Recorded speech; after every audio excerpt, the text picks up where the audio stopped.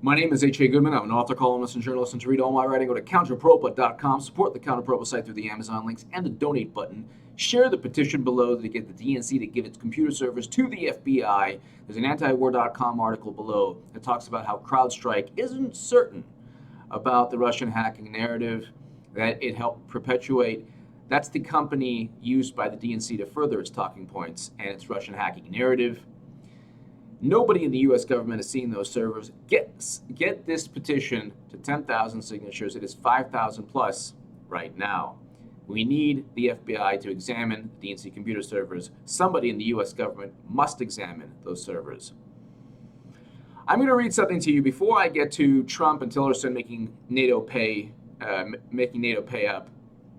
I disagree with Trump sending Americans back to the Middle East and intensifying the Yemen conflict. I disagree with that. Obama got us into it. Now Trump is getting us deeper into it. I don't want that to take place.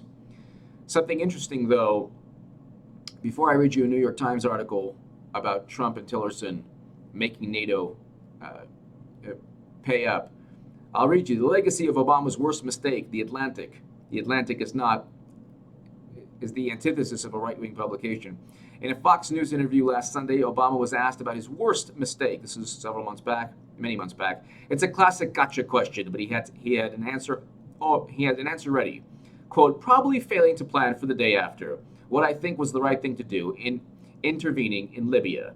This was yet another act of presidential contrition for the NATO operation in 2011 that helped to overthrow Muammar Gaddafi, but left the country deeply unstable.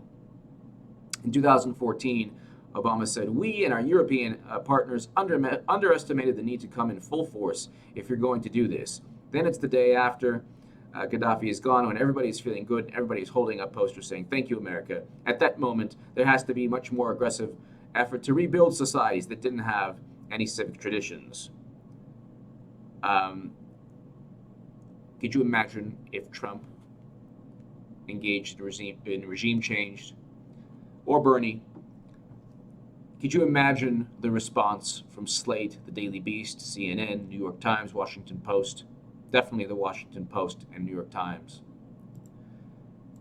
Now I'm going to read you. NATO is an extension of U.S. foreign policy. We have our Air Force. We have our military.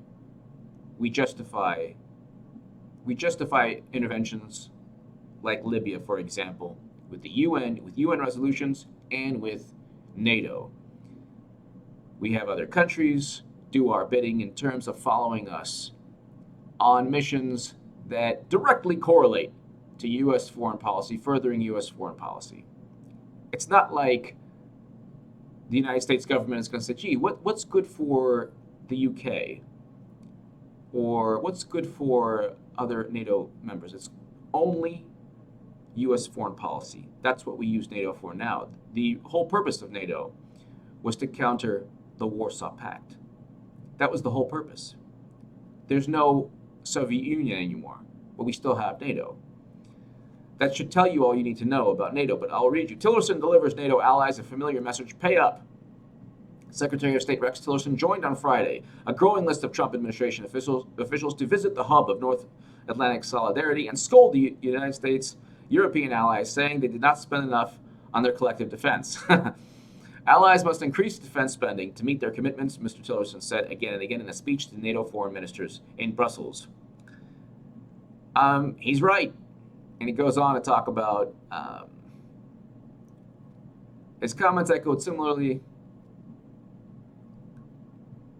Then he furthered the ridiculous Russia evil myth, but he has to, because the deep state will go after him even harder. Tillerson. In 2016, Germany spent 1.2% of its gross domestic product on its military, compared with 3.6% for the United States. Mr. Trump has signaled he intends to increase military spending, whether or not NATO allies follow suit, which doesn't make sense also. So Trump is wrong to increase military spending, tell others to increase when he knows they're not going to, but he's right on to at least make it an issue.